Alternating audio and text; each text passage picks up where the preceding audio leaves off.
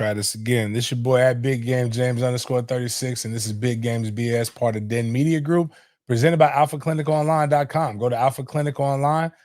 Should go to website for all things male enhancement.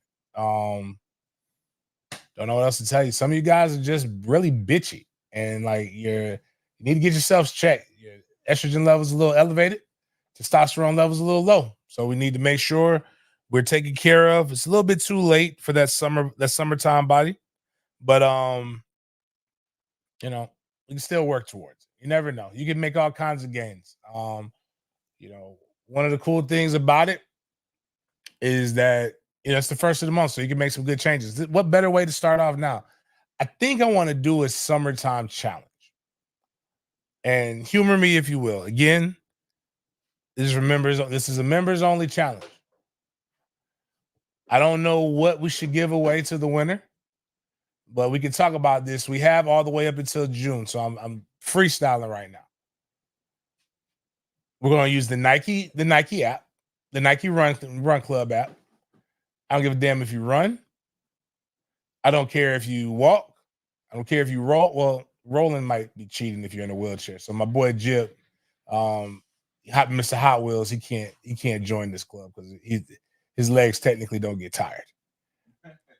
He's legit in a wheelchair, so shows he's a terrible person too. He would like that humor. But let's do a miles challenge. Like whoever gets the most miles, well, not the most miles, but mileage, you win something. Y'all into that?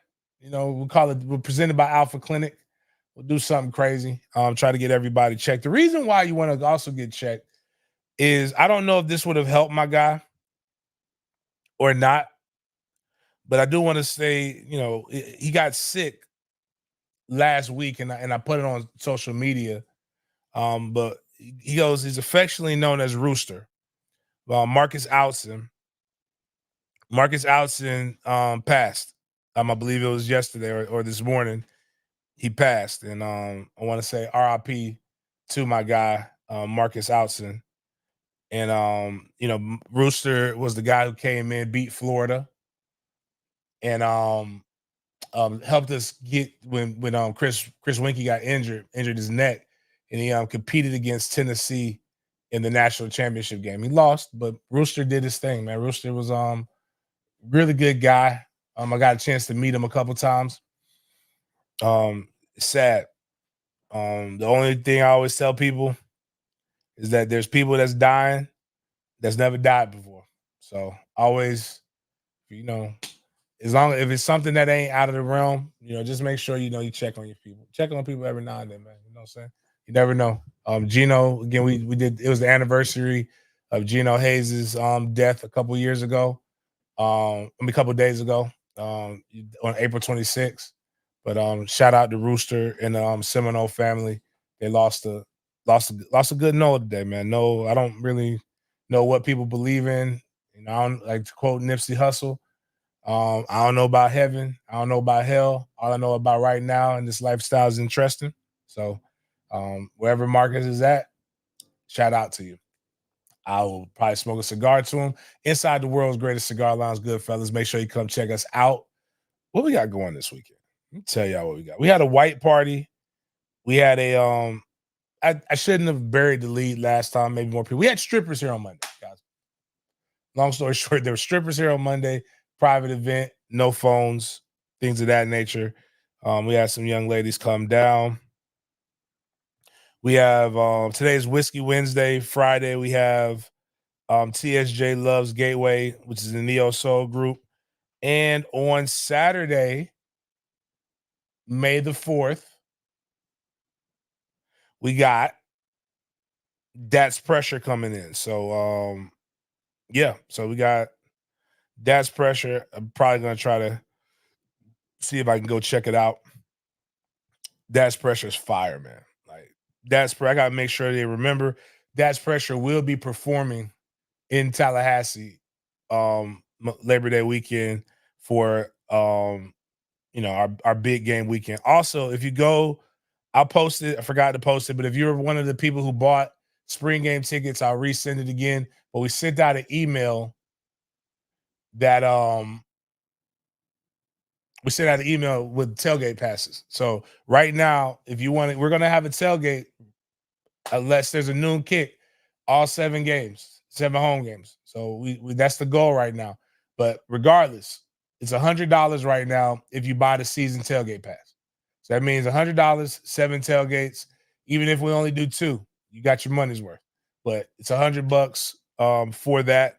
I would love to see people go ahead, and we're only selling 150 of those.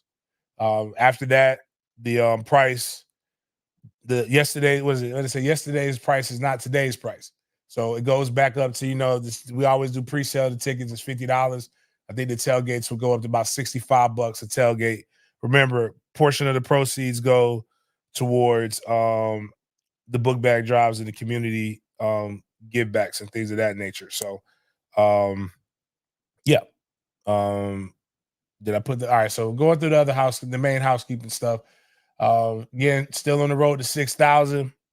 We we're still quite a ways away from 6,000. Would love to be able to get to that. Let's go to what I'm talking about. Let's see, where are we at? We are 338 away from 6,000. Once we get to 6,000, we'll give $500 away to any of the listeners. We'll do a $100 giveaway to members, and then we'll do a number of likes giveaway to members. 7,500 to the listeners, 200 to members, number of likes to somebody, and we'll give away a brick to a member. 8,000, a brick of Doak Campbell Stadium. 8,500, 300 number of likes. 9,500, 400 number of likes. 10,000, we'll give away 1,000 to a listener, a live listener, $100 to a member, and the number of likes. Plus, somebody will win a pair of season tickets to preferably a FSU home game. But if you're a fan of another school within reason, we'll be doing that.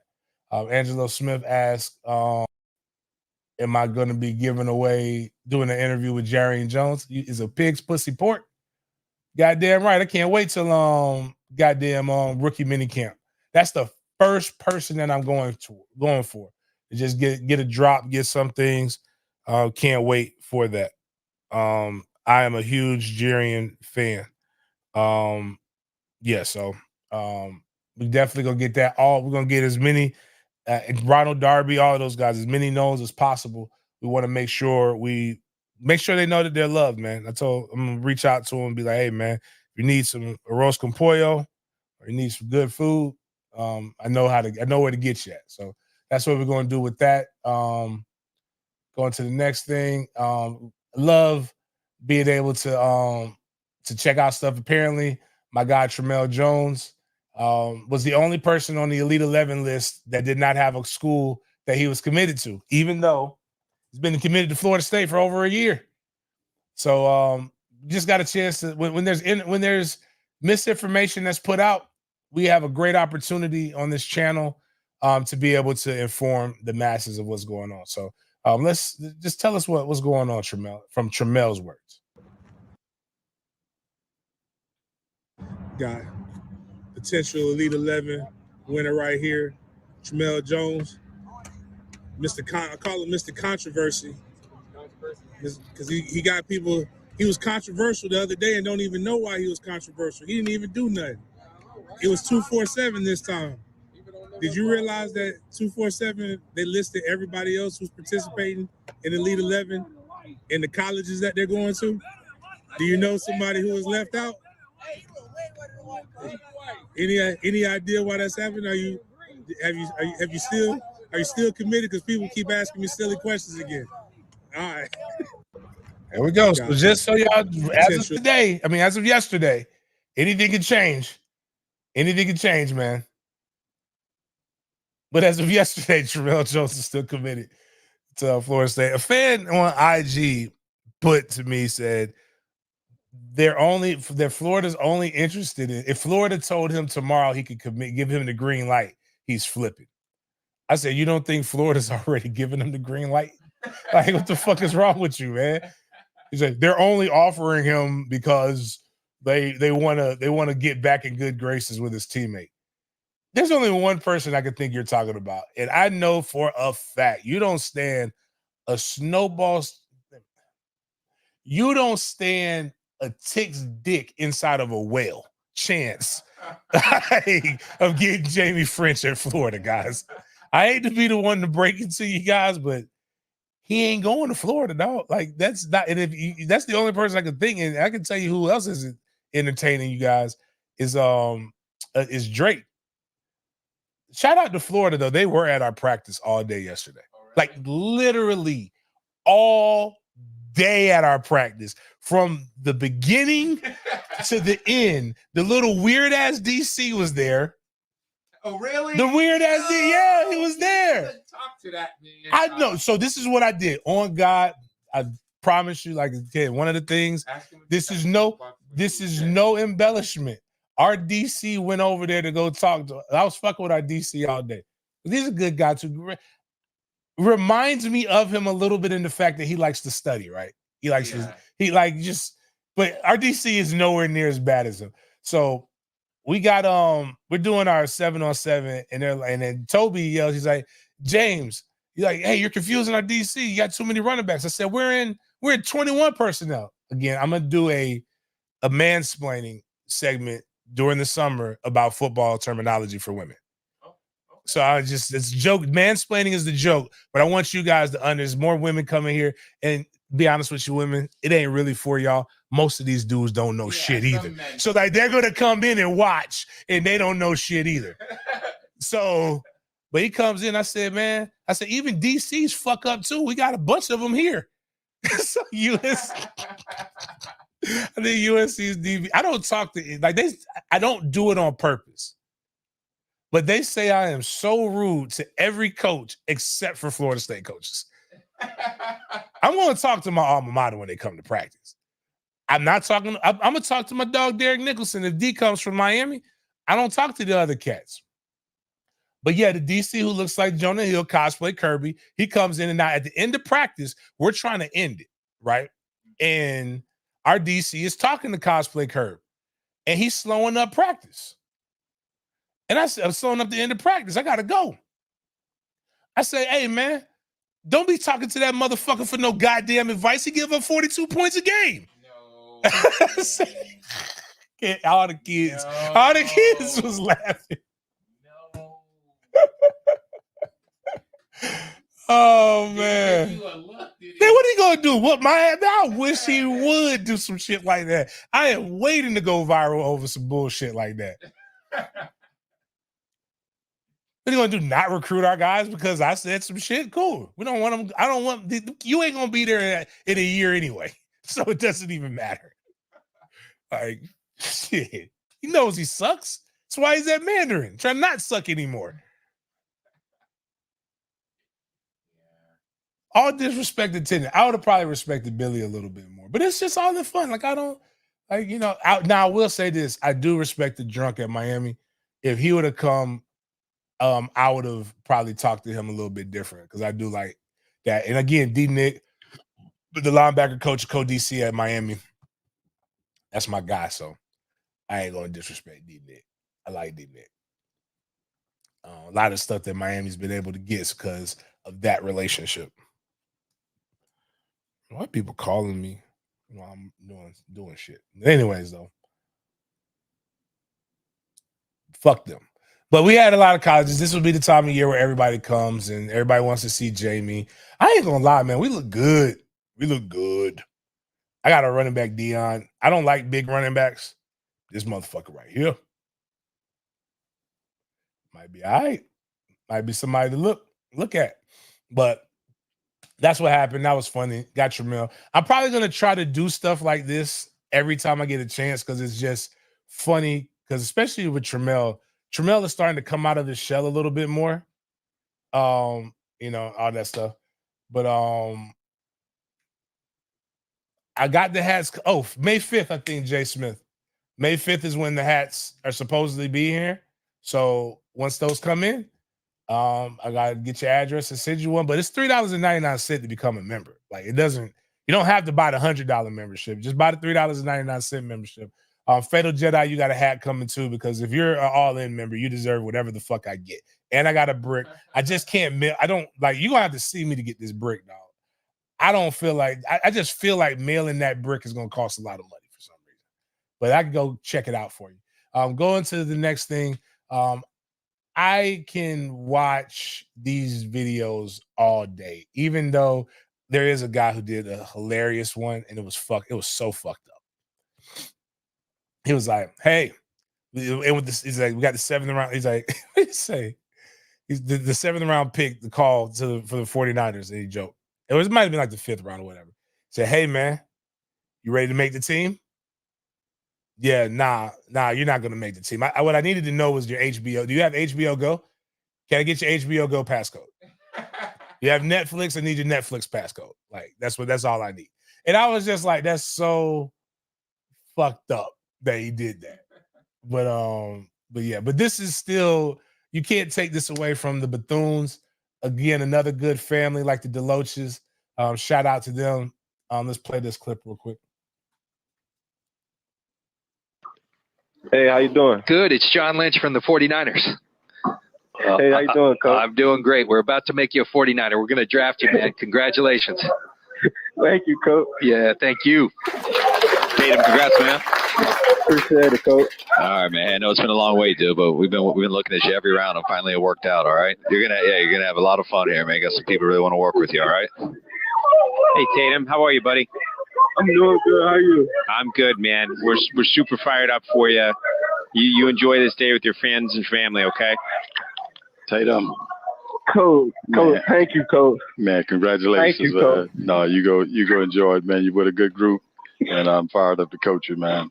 And can't wait till you get here, brother. Enjoy your evening, man, and we'll catch up, and I get the schedule out to you and get you out here, get going. Yes, sir. Thank you, Coach. All right. Hey, how you? Then that's awesome, man. You can watch those all day, man. Like just the newness of all of this. Oh, we missed one, Miles. You skipped. Like we should be one. Go up. Go to the next one. Go. I sent you another email. My bad. Oh, maybe I didn't. Maybe I didn't send it. That's the problem. All right, don't worry about it. Let me see if it's worth it. Oh, yeah, I just talk about it. Did you know now that Dave & Buster's is going to start allowing people to bet on arcade games? What?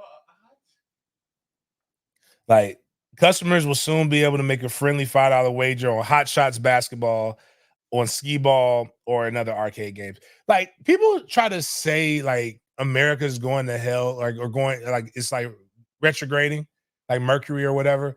It is because of rap music, or it's because of the kids, or like, let's be honest. Like, if we got gambling used to be kind of frowned upon, but now you can gamble literally everywhere. Like, you can gamble on your phone. It's on the app. Like, it's so, like, there's no way you're going to be able to restrict it unless you make Dave & Buster's 18 or 21 plus.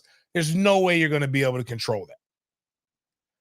Or I guess there is one way. You can control, like, you have to have they give you the little bands that you wear or the cards. And you have to be 21 to be able to do that. And you have to put cash. The only way they'll regulate that is if you're able to put cash on it. But then they become a bank. They become Dave & Buster's bank. Yeah. Which isn't right. So, like,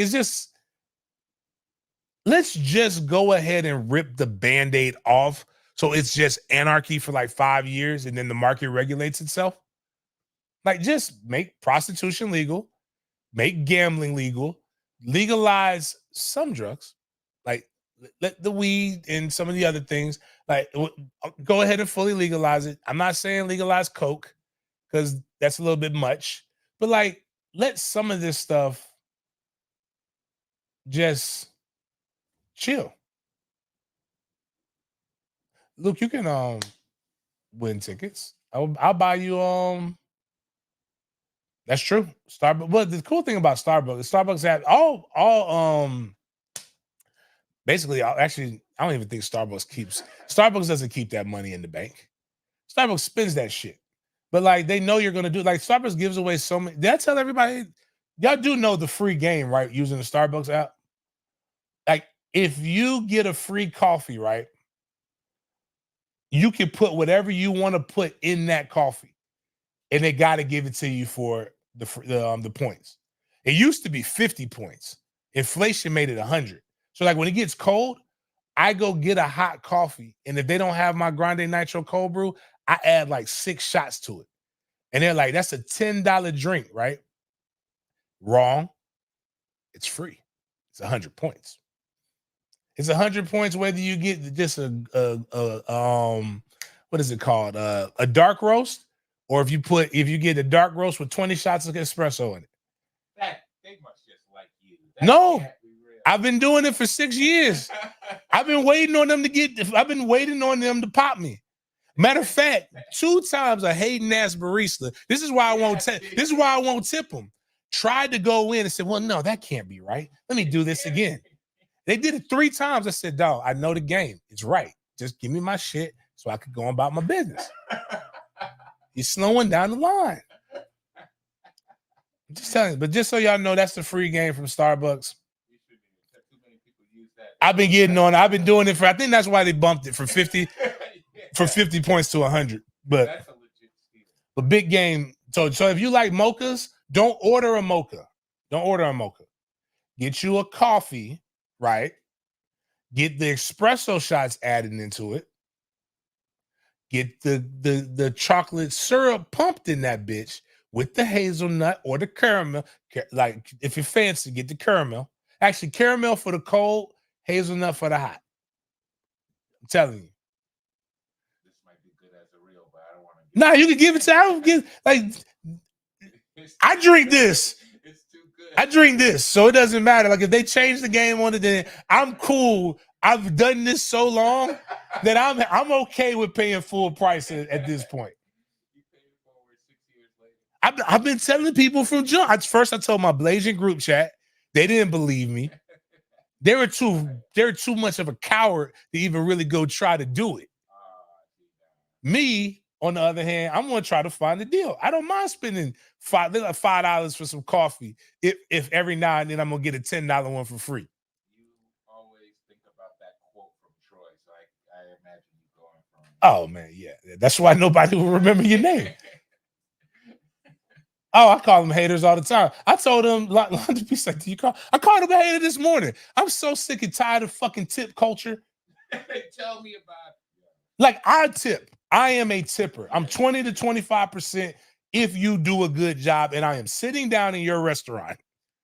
One day, if I carried cash on me like that, well, you know what? Yeah, if I carried cash on me like that, I would just come in with a preset mind that I'm gonna put $100 on the table, but it 3 20s and 4 10s, right? And for every time you fuck up, I'm just gonna start sliding that money back. So whatever is left on that table, that's your tip. So it's very simple things. Keep my water. You can't control the food. Keep my water filled. I drink a lot of water. Just keep. Matter of fact, you ain't even got to do the work. I'll do the work for you. Give me the jug of water. Like what is the little gallon, little thing? Just put it on the table. I'll fill it up my damn self. But now I'm with, again, I understand it. People need to tip. That's how people get paid, right? But damn it, if I'm driving through, you didn't do anything but pour my goddamn coffee. You've been pouring my coffee for 20-something years now. And you never asked for a fucking tip. Like, you had the little tip jar. I was cool with that. That's suggestive. Like, now I'm paying everything electronic. And it says, if I'm like, the app reminds me, if I use the app, hey, you have up until 10 minutes later. Bitch, if I didn't tip them then, what makes you think I want to tip them 10 minutes later? But then it goes and it asks, like when I'm trying to pay with a card, it gives me the percentages. Like, and I push no thanks every time. That's what I was gonna ask. How do you feel about tipping on takeout? No. I'll tip and even like, so I don't do DoorDash as much as everybody else, right? Or Uber Eats. But I really feel like the agreement should be between, because Uber Eats is charging me. It's just like the delivery charge with the pizza places. Once they started adding the delivery charge, bitch, that's your tip, dog. That's between y'all. They didn't do that. I remember a time when delivery charges didn't exist. They was just happy that you was ordering the pizza and then you tip the driver because, but you can't hit me with a delivery charge and expect me to tip. And what I don't like about DoorDash, like them fucking, what they be suggesting is really high. Yo, crazy. Like it's making a $60 meal. If I would have went in $100, this is not convenient anymore. But like I'm tipping on takeout, man. And then these restaurants that hit you with the takeout fees. That's why I don't go to the big crab place no more. Oh, they got takeout fees. When you sit if you sit at the bar or you take it out, they hit you with it's a 10% takeout charge. And I said, you know what? You good.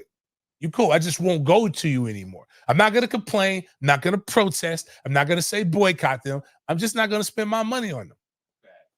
But Starbucks, I will. But I'm just gonna tell Starbucks, like, hey man, we're gonna be looking at it just like that Puffy thing. Which I guess you can't really do that anymore, can you? Like, can we use man, fuck that. Puffy might be diddling people, but Puffy has some good shit. I'm gonna rock with that.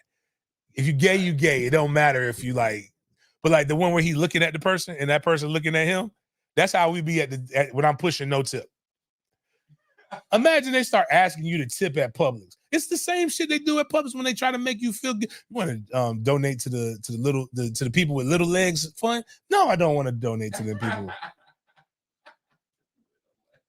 Like you can't guilt me into getting my money. I look at bums on the street. It works on me. Sometimes I just feel guilty. More of if I frequent the place like Chinese food, I want to give them a tip because the Chinese lady at the front desk be so mean looking that I don't want her to do nothing. You gotta woo me out of my panties. I am not finna just give you my money. You finna earn this shit. You gonna earn this shit, dog. Like you want this money? Like what you willing to do for this money? $40 is $40. I'm nervous if I go there all the time. Now, it's places that I will go, like, because they got good service, and I'm willing to, like, we have a rapport now. But like, if I'm just coming through, man, if you don't give me my goddamn food, man, stop asking me silly shit today. I didn't come here to get asked silly questions today. I came here because I get asked silly questions all the time. I need you to not give me the silly questions anymore.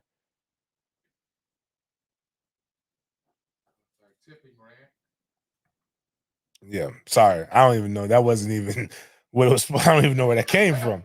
They be starting at 20% on the little card thing, though. Yeah, I'm like, that's the crazy part. 20% for drive-through? You didn't do shit.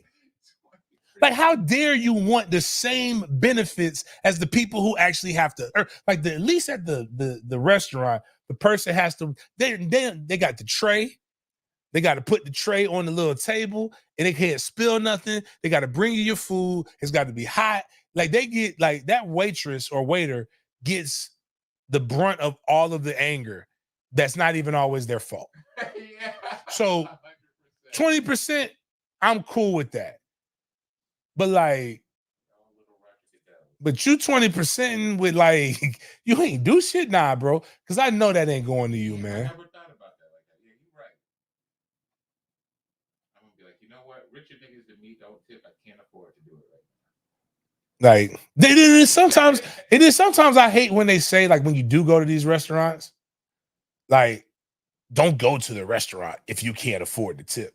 Like, that's backwards. What if, like, if none of us go to the restaurant, you don't even get paid the little bit of bullshit that they give you.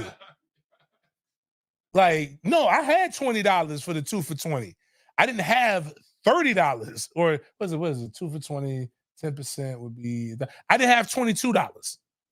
I had 20, but I didn't have 22 to be able to get the meal and tip you. I'm trying to impress the girl here, man. She's the more important thing here. You know what? All of this would change if women would just stop asking for these fucking $400 dates and just take the funky ass $150, get the groceries, and then let's fuck like normal, like we used to do when we were a proper country. Let me put the groceries in your house. You cook. We do what we need to do, and we cut 2 hours out of this game.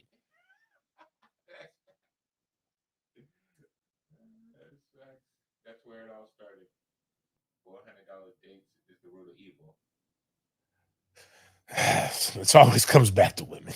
Nah. All right. Something that doesn't come back to women, and this is a conversation that we've been having off and on in a variety of different ways. I love HBCUs. Love it. Came up, was born. I'm Poker Home Village, FAMU. First games I ever went to, FAMU, all of that stuff. FAMU. But there used to be a time when when they got drafted, and the problem is with HBCUs is it's funny though, because we I'm gonna say this because I'm black. We pick on conservatives, right? When they talk about make America great, and they're like, when was America actually great? And you say stuff like that, and it always sounds like the time when we were like, when we didn't have really good rights. Like we was getting water hosed and lynched and shit. But you know who goes right back to that same nostalgia all the time? Black people. Like they'll bring up how Ed Too Tall Jones was drafted number 1 overall. I think it was 1972 from HBCU. One of the Rooney's famous quote was, "How did the Pittsburgh Steelers get so great? They got so good because they really scouted HBCUs." And there was a time, and again, history. I'm a history major. I like the good, the bad, and the ugly about history. MLK actually said, "I fear I integrated us into a burning building." So integration hurt a lot of this stuff because for the first time we were allowed to go to PWIs, and PWIs had more students, had more funding, had more money.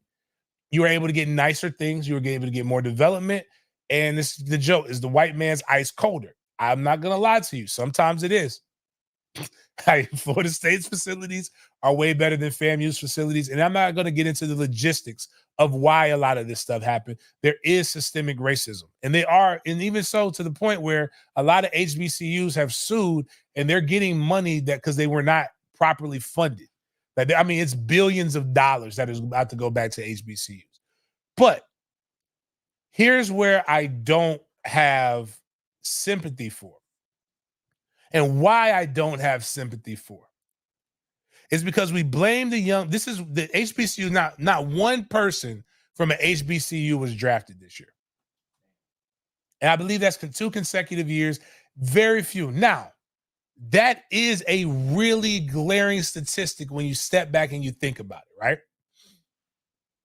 But then you look at what is HBCUs are on the FCS level, which is, so there's FBS, football bowl, football bowl, basically power. It used to be D1 and D1 AA. FAMU is on the D1 AA level. I believe there was 12 FCS draft picks in general. I believe there's 265 draft picks. Shout out to the kid from Tallahassee, who was the Mr. Irrelevant. I almost went to Florida State from UAB, went to Alabama. So it's a thing where the NFL, they want to win, right? They're not purposely skipping over guys. But I told people this. Just look at it like this. Every player that's eligible for the NFL is worth $10 million a year. So I want you to think about it like that. You're worth $10 million a year. Their job is to get as many good players for as cheap as possible. So they're going to find every reason to not give you $10 million a year. And one of the biggest things is comparison to competition. While you may be good, are you playing against guys that we're interested in, that have the measurables that will put you in consistently competition so that I know that you're good? There's plenty of guys who have measurables. Like we've seen Isaiah Land, Marquise Bell from FAMU. And actually what's crazy is both of them, you can know sometimes 4 through 7. I think I've said this too on the show. If you're 4th round or lower, congrats, you got chose. The only thing guaranteed is that you have an opportunity to make it to training camp. You're not guaranteed a spot on that team. There are some guys who have more guaranteed money that sign as undrafted free agents than the guys who are actually drafted. And you have a choice when you're an undrafted free agent. But the statistic, though, comes in, there could be more HBCU players drafted. There is absolutely no real strategy in order to grow HBCU football. They put all their eggs in one basket with the guy who I told y'all, if you go back and listen to the shows, I told you when he picked it up, his ass wasn't going to stick there. And everybody told me, nah, he's going to turn us around. Deion's going to do this. And I'm not blaming Deion, but you can't tell a 17 to 20-year-old boy or a growing young man or even girls on the other side of it to do it for the culture, play for your kind, do this while the grown-ass adults ain't even doing it.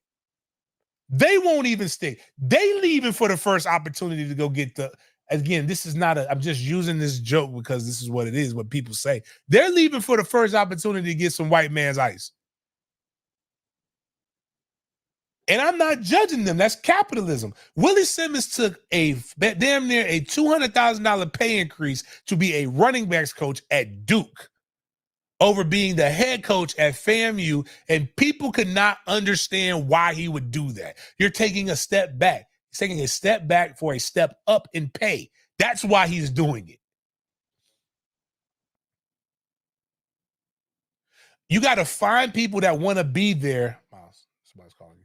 Find people that want to be there and at the same time are literally pouring into these guys and showing them that I want to be here. You can't tell me to come to your school when I know you're going to be leaving. So the top talent leaves. You're not getting guys developed. It's why they're not going there. And let's be completely honest. The brand of HBCU football is not, if we see it every year. FAMU will play Miami this year. You know what? Actually, did FAMU play Miami last year? Let me go look at this. Miami plays some. Miami's always playing an HB. They're doing a money game for HBCU school. And hell, they done took all them ass whoopings for all these years, getting paid $1 million a year. None of that shit be going to the football program. This is why nobody from, let's look at their schedule. They play them this year. Miami played Bethune-Cookman University. You know why nobody from Bethune-Cookman University is getting drafted? Because when they played, they lost 48-7. I think one time they beat FAMU so bad they instituted something that's not even in college football. They did a mercy rule. They literally cut minutes off of the fourth quarter. Like, play like opponents. You know who else didn't get nobody drafted? Temple. Temple lost like that, but Temple's not doing no graphic like that. We know what happens when now FAMU, when they went toe-to-toe with North Carolina, should have been some more guys drafted, but they got Isaiah. Isaiah Lamb was the only guy who was of quality. Now, we can go click on some of the other stuff. Now, these are reasonable questions that people have, but I would just say, like Marcus Riley from FAMU signed a 3-year, $2.83 million undrafted deal. I don't know how much of that was guaranteed, but if he signed that contract, that means that they put money into him, just like they did Isaiah Land and Marquise Bell, two guys who made it. Now, what happens is that if these guys continue to make waves, maybe somebody will go back and look at them. But there's plenty of HBCU guys who have gotten trained, who got camp invites. But the reality is they're looking for guys who they feel come in and can compete against comparative talent. And if you don't see that week in and week out, and here's another way HBCUs could probably do a better job and help with the FCS. Like when we don't play in the playoff system, right? The FCS playoff system. And when we do play outside of FAMU, I believe with Billy Joe, we don't go very far. And it's like, I don't know, man. I don't know what to tell you, but you're keeping it in-house. We don't have a good system. And somebody put the money in HBCU. The money in HBCUs is fine. Here's what can change the money in HBCUs. Black people got to stop just being out at homecoming. I love my HBCU, and we do all the stepping. We do all the shit that we want to do. Shout out to my homegirl in Nedra, who just free 37. Just I wish she would have been 36. I could have repped her a little bit more. But my homegirl just crossed Delta grad chapter. Should have been pink and green, but we're not going to get into that. Shout out to her. You don't want to put money into it. I've expressed numerous times trying to help set up a NIL for FAMU and other people, like, and how it is one of the most stressful things. Like, I remember being on I kid you not, FAMU was playing in a I think was it Orange Blossom Classic? They were trying to figure out how to sell tickets today. This is before Dion. My boy had me sit on the call. They didn't know advertising with local radios across the state in their major markets. They didn't know that they were. This is what one of the ideals was. This is in the must have been in the 2010s. So it was toward 2018, 2019. They suggested that they sell tickets and have a fish fry and ticket sale at churches. That was one of the fucking calls, man. A major, like, these are power. This is Division I. Talking about fucking fish fries, man. If we don't get that civil rights marching shit out of our vernacular when it comes to raising money and funds, and when listening to them talk about that young lady, again, whether you like her or not, the athletic director at FAMU, you hire somebody, let them do their fucking job, and if they don't do the job, you fire them. But what you put your people through is bullshit. So, in all, you could have more money if you just formed the agency like I did. I told people this 15 years ago, said the NCAA does absolutely nothing for HBCUs. Form your own allegiance in your own conference. We have black TV channels. Get a sponsorship for one of those and actually do a profit share and pay these athletes.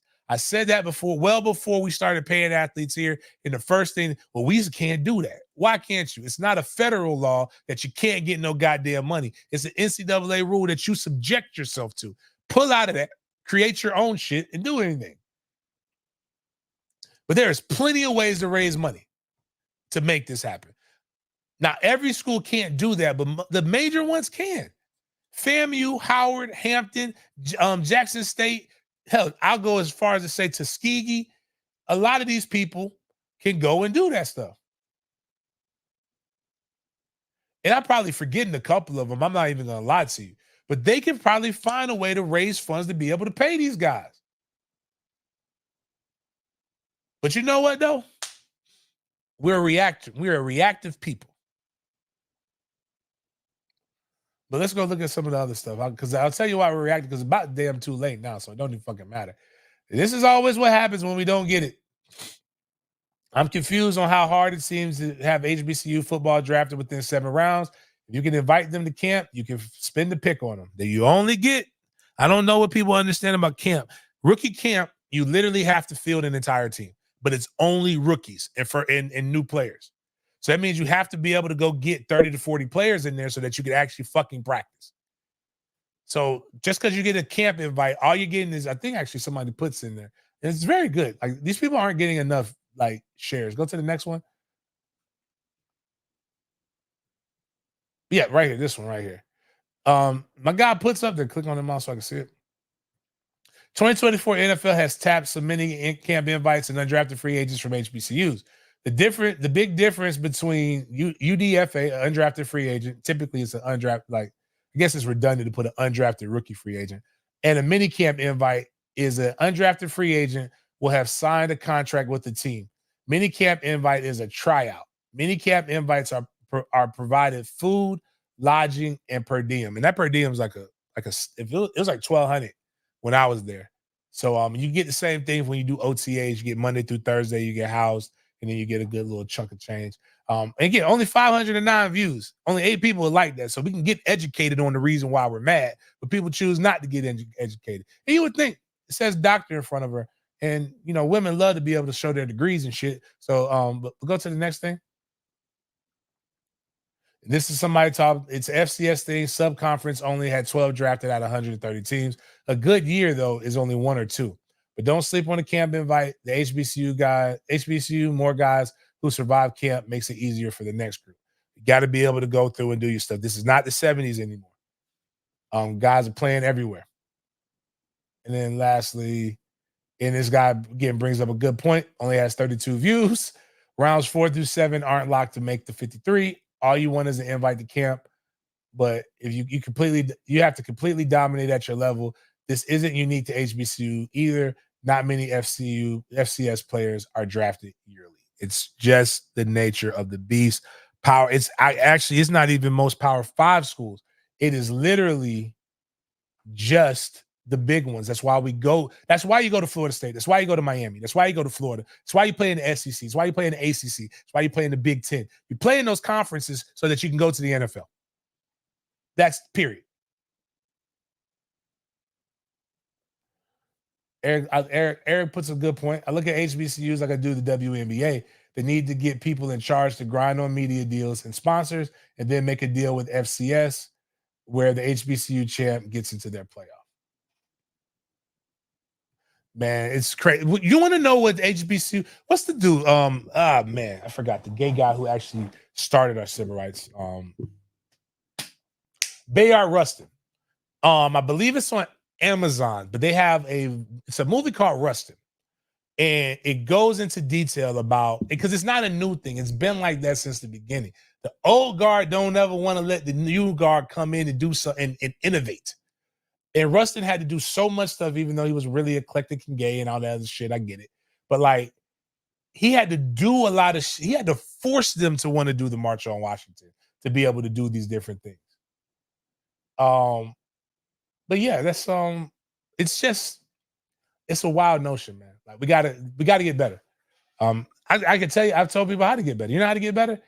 Pay these guys pay my boy Arenthius Hill. Go shoot him $150,000. Let him come in there and help you with development on some stuff, and use him for 3 to 5 years, knowing that if what he wants to do, and support him, knowing that if what he wants to do works, he's not going to be there. And then you hire the next guy. You can be a stepping stone until you hire somebody who you know is going to be there permanent. But you let him hire a bunch of guys that he or she can develop and mentor with the idea that they're going to go somewhere else. And maybe circle back around when it's all said and done and guide the next generation. That's what you got to do. But we so stuck in we so stuck on shit that's a long time coming. But you know what? As I said, long time coming. It's been a long time. The change gonna come. The change might have come too late. I'm not 100% sure if the NCAA can really get this back. Hold on. Damn, I really need to send this to you, Miles. My bad. Let me send this. I didn't even realize I did that shit. While this is coming to you. The NCAA a few years ago, and the reason why we're in the situation we're in now is because they decided to stick their head in the sand and say, fine, y'all do what you want to do with your players, pay them. And then NILs came along and a bunch of other stuff came along, and now it's really, really changed. The change is happening because players are being able to tap into as I always tell people, marketing is where it goes. Like even with my training business, when I learned that I could make more with less by just marketing, it's why people sell information. Basically, that's what it is. You can make more money that way. Well, now people are complaining, along with unlimited transfer portals, along with no APR, along with a bunch of other shit. It's caused a lot of problems. Well, now what's going on with the NCAA, the NCAA in their lawsuit, they're trying to negotiate, which happens in lawsuits, by the way. People just don't realize this. Ross Dellinger reports. I don't want to read that one first.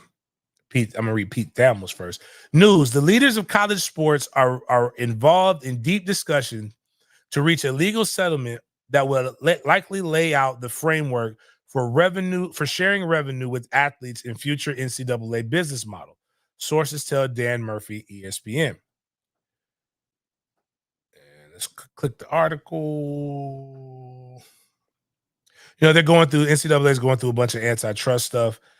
This basically what we have, let's see, sources indicate the top end revenue share numbers per school, once it's determined, would be in the neighborhood of $20 million annually, although that's yet to be settled. Whatever number is set by the settlement, individual schools will be able to opt in to share revenue up to the number with their student athletes at their discretion. So basically a $20 million salary cap. Texas A&M athletic director Trev Alberts, for example, recently told but they could be adding 15 to 20 million to their budgets annually for what he termed a new expense category in athletic budgets. So that's the thing of it. You can go read the article, but the gist of it is unlimited official visits is definitely going to drive people crazy. I would not go to a school in the fall and visit them if they're not paying me. So I'm going to take an official visit to every school that I want to go. Every game I want to see, I'm going to take an official visit to.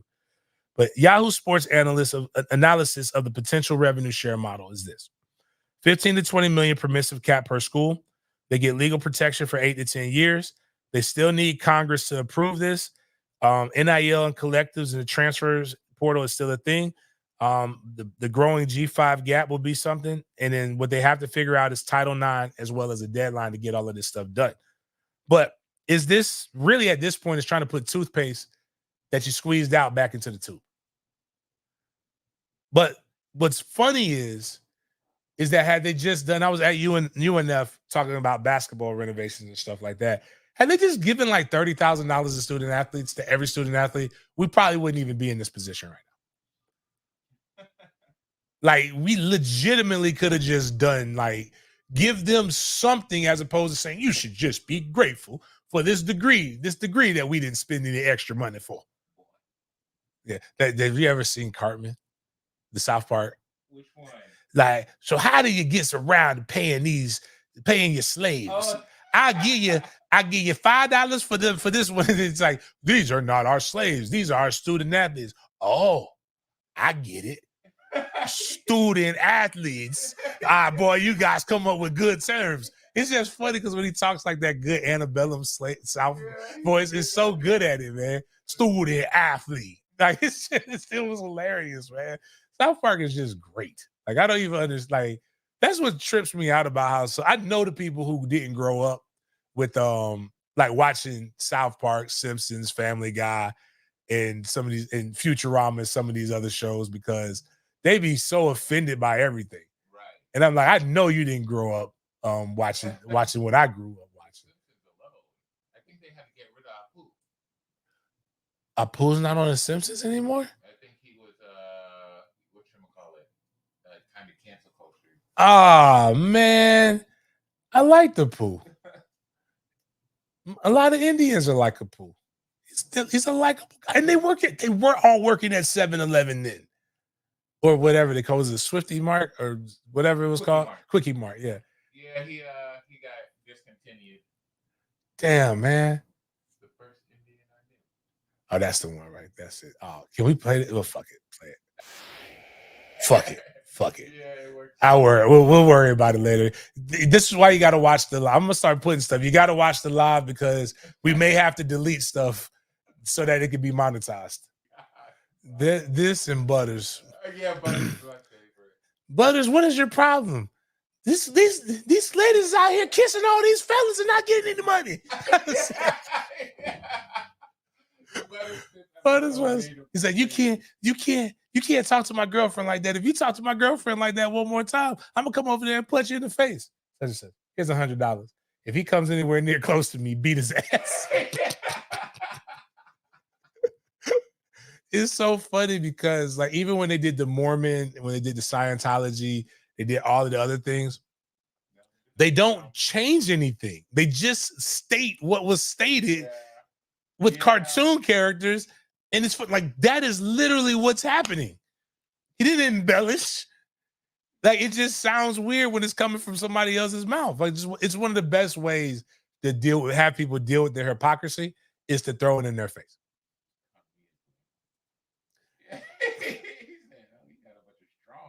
Yes, I give you 40 for the whites and 50 for the Massa, you have some strong slaves. They were athletes.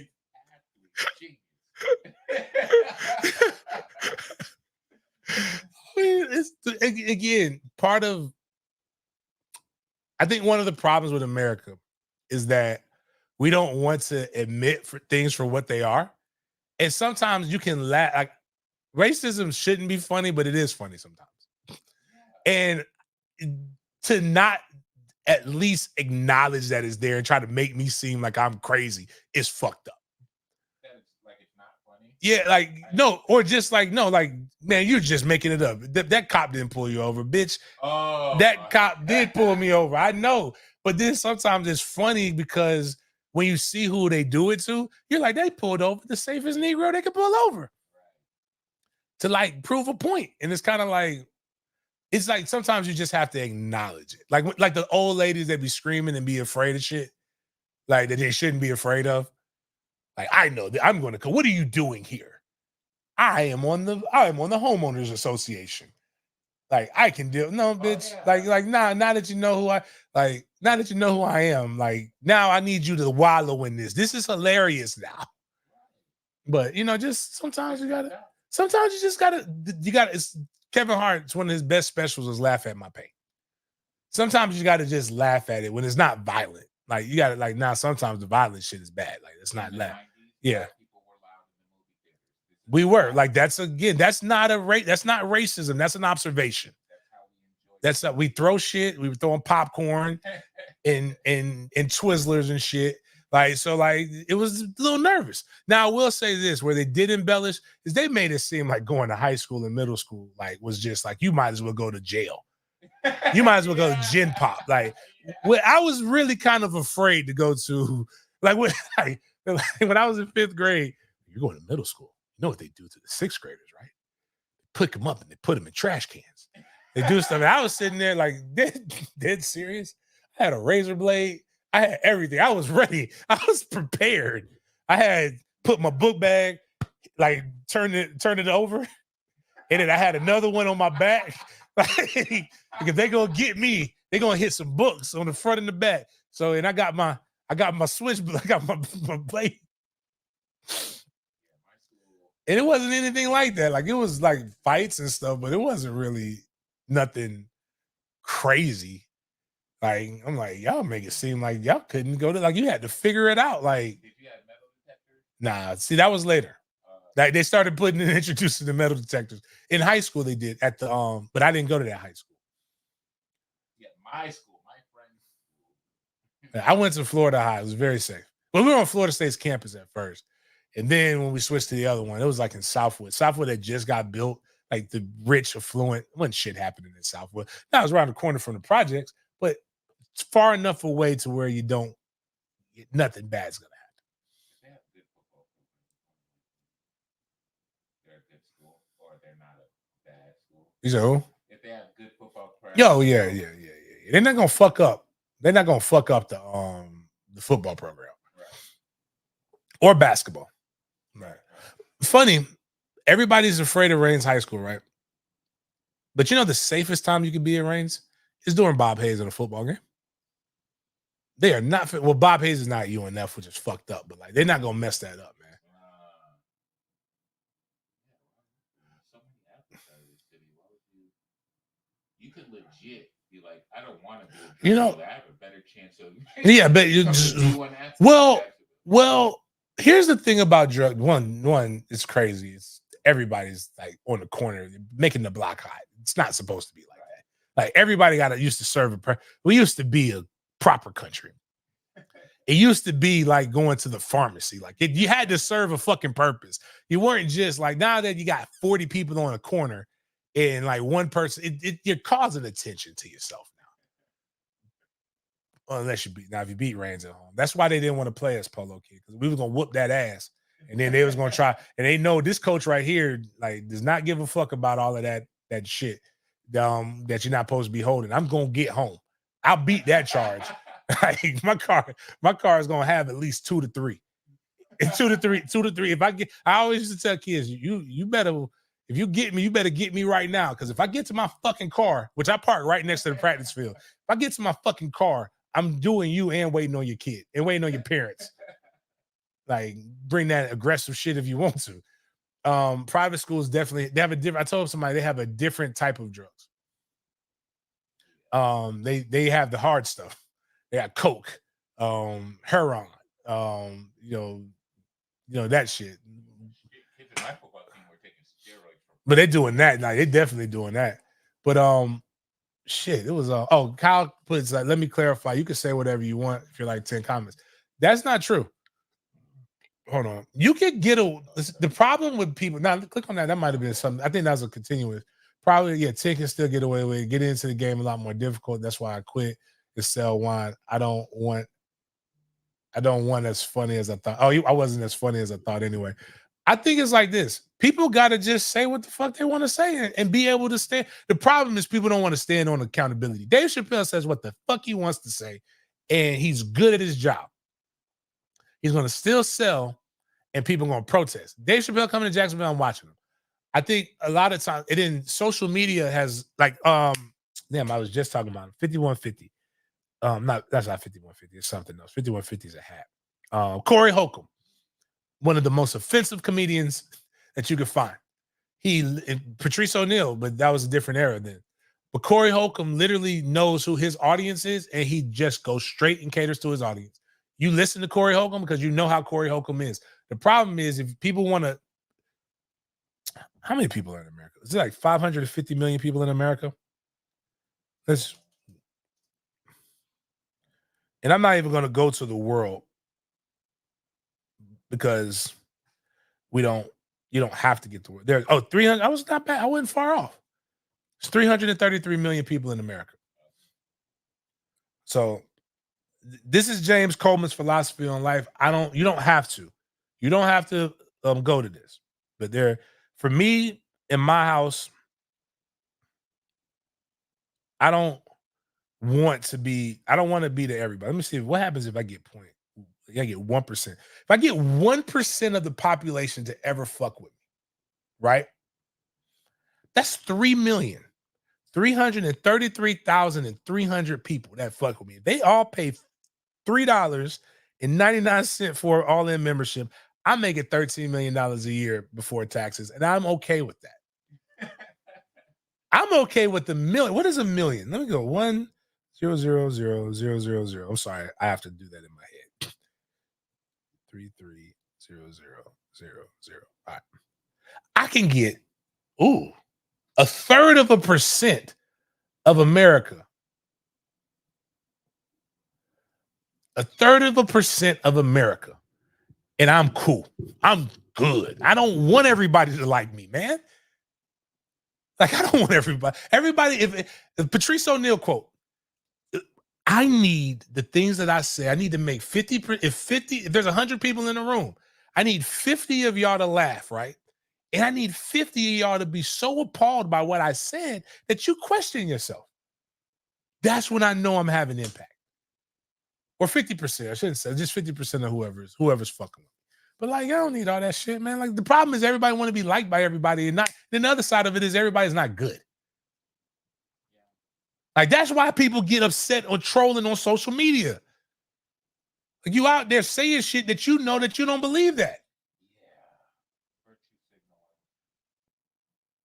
Got a guy that I happen to like is so mad at Florida State for being 13-1 because they're not doing it the way he wants to. And he's standing on it, but he's bitching that people are complaining at him. If that's what you feel, man, feel that shit. Just like with the mask shit. If you don't like masks, don't wear a mask. Don't get mad at me for wearing one, though. Why do you need me to do what you're doing? You want to join the club? That's not what you want to do? Like, come on, dog. If you don't believe that people should be doing this, stop trying to get everybody else to join your side. Speak on it. And you know what happens? The light attracts moths. Young Seminole said, I ain't afraid. Seymour is the guy. I like Seymour. Other people don't like Seymour. I like Seymour. Seymour is crazy. Like, I accept Seymour for what he is. That motherfucker gonna get mad at everything. And that's cool. That's his right. I'm just not joining that club. I will not borrow grief from the future today. I got enough bad shit that I got to worry about. But it's not just Seymour. It's just like when before that, I had two guys I really like, Grimes and Post, who are FSU fans. Grimes is negative as fuck. And you know what I like? You know what I like about Grimes? This is what made me respect Grimes. And then Grimes said one of the hardest bars I've ever heard in my coaching life. Grimes said these dudes suck. He posted the dark side nose. Anybody who came at him, he clapped back. He did not care. He said, I want to win. That is it. Now, when they started winning, he changed it. But Grimes is still Grimes. He stood on 10 toes, wasn't trying to get anybody to change sides. Do you know what Grimes said when Mike first came in there? People were like, oh, well, you ain't going to say that in front of Mike. I introduced Grimes to Mike, which was funny. It was a great picture for him. I told him, I'm going to take the picture for you, Grimes. And he said, this is what he said. They're going to need me way before I need them. He's a high school coach. And he coaches at a really good school. And you know what? Hey, ain't got nothing for you on that one, bro. That made perfect sense to me. Yeah. I started using that. That's what made me start saying the things when I was critical. Because I was more critical because they were winning. I don't care how you win, just win. That's why when they started winning this way, I'm like, cool, okay, I can see the vision. But as I tell people, I scored in both them end zones. Like, you can't erase that. Like that happened. I did mat drills, bled, sweat. Some of y'all, the only time your dad hugged you was when I scored a touchdown and we won games when I was playing. So, like, I don't get offended. I know why you're effing. More than likely, if you're my age, if you're 10 years younger than me, you didn't get a chance to see Charlie Ward. So I know Charlie Ward done Peter Ward ain't why you like that FSU. Like, you were watching me with your pappy on your knee. So just like, that's why I always tell people. Yeah, Jamal put up a good thing. I wanted to talk about that. I'm going to talk about that on Friday because I want to watch the RG3 interview with my son. Keon did a great interview with RG3, pissed off Georgia Bulldog fans. I said, oh my God, this motherfucker made everybody mad. And I love it. He really legitimately, I don't know. Like, he might be my son. If he say he was a preemie, then damn it, I gotta get blood work. Cause that motherfucker right there say, Keon say what he feel like saying. Right. Like, and that shit hilarious too, dog. He was the first to get a try. He just don't care. He said, and it's such a Louisiana draw to it that is so funny. Like, he was talking about, he's like, said, I wanted to go into the swimming pool, right? And then I asked where the swimming pool at. They said they ain't got no swimming pool. So I went walking around on my top 30 visit. On my top 30 visit, I see 2 ice skating rinks in there. What am I gonna do with an ice skating rink? He in Buffalo. He's like, what am I gonna do with an ice skating rink, man? I ain't even trying to ice skate. I made an ice skating when I was 9 years old. I'm trying to get a workout in. I see this, baby. Like, people don't realize that's the best thing about Louisiana, dog. And that could have been how his mom got me. Is that she just, everything's a suggestion. It's like Spanish women. Like a real Spanish woman, everything they say sounds like a suggestion, even if it's a command. Like your sister friend Juicy, like Juicy could get me to do anything because how she talks, it sounds like she's asking me. James, can you please do this? It's just so nice. But now New Orleans people, they put the you feel me? You understand? You under dig? You know? Blah blah blah blah blah blah. You know? Yeah, you know, like that's what it used to be. I'm like, why are y'all saying you know after everything? Yeah. It's like I used to think the juvenile rap songs were like, I was like, come on, man, that's just being lazy. That's you with that bad body Benz, huh? That's you that can't keep her there because you keep hugging her friends, huh? You want to go to court, huh? You got to serve the subpoena for child support, huh? That was that nerve, huh? He ain't even get a chance to say a word, huh? I know I ain't tripping. Don't your brother got them birds, huh? It's so much more creative. Yeah. I ain't one of them pussy ass niggas, you understand? I whip you like the Thriller Manila, you understand?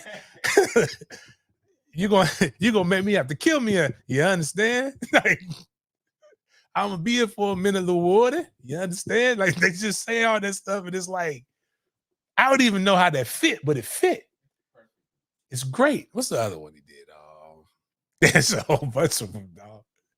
Like, man, but that you feel me? Just baby, they hit you with that baby. Yeah. No, again, Louisiana women, Spanish women. Yeah, that's the accents, undefeated, untied. I'll just say this: UCF is building something that scares me a little bit. I don't know why. Just seems like they're getting all the D1 rejects that are coming there. But let's go to the FSU O-line recruiting. Since I was shout out to my boy Seymour. He actually commented on this when I tweeted it. I was like, damn, dog, you ain't even happy we got this. These are the official visits that we have lined up for FSU recruiting. And I for one, am actually pretty happy about this. And Clay Fink, shout out to my nerd. He's a nerd. Jit good, though. He be nerding that shit, bruh. Like, I don't even know if that makes sense. You ever seen somebody hit people with facts, like with statistics, but it's so nerdy, but it's so cool and cold at the same time? That's what this motherfucker Clay do. I'm so mad that he works for 247. Or I don't know if he's doing an internship for 247. I am I'm making that money. When is that O-line bet between? Whoa, first off, that bet ain't between me and Seymour. Shout out to my boy Sporadics. Seymour and Chris have a bet that FSU will have. Is it a top 3 Sporadics or is it the top O-line class? Either way, it's like 2,500. So like, if people want to, it's 2,500, I think, or something like that. You're talking about, but like, For an O-line bet? Like, yeah, because Seymour's thing is we're not doing, and he's not wrong. We're not doing well enough in the high school trenches. Now, what I said, young Seminole, I, being the person, being Keon Coleman's potential father, I instigated. I make sure every time we had a space that I said, hey, when Solomon Thomas committed, I said, hey, we're trending toward that top 5. So I'm going to make sure it's remembered. I know it's going to make people mad. I'm going to poke, because I have no quarrel. I like Chris is my guy. And and Seymour, I'm cool with Seymour, but I'm going to poke it because I know it's not going to come down to whatever all the other shit that everybody always gets into. Like, this shit be funny. Like, even just some of the guys who talk a lot of shit that didn't come to the tailgates for whatever reason. I'm like, no, you could have come to the tailgate as long as you don't bring bullshit.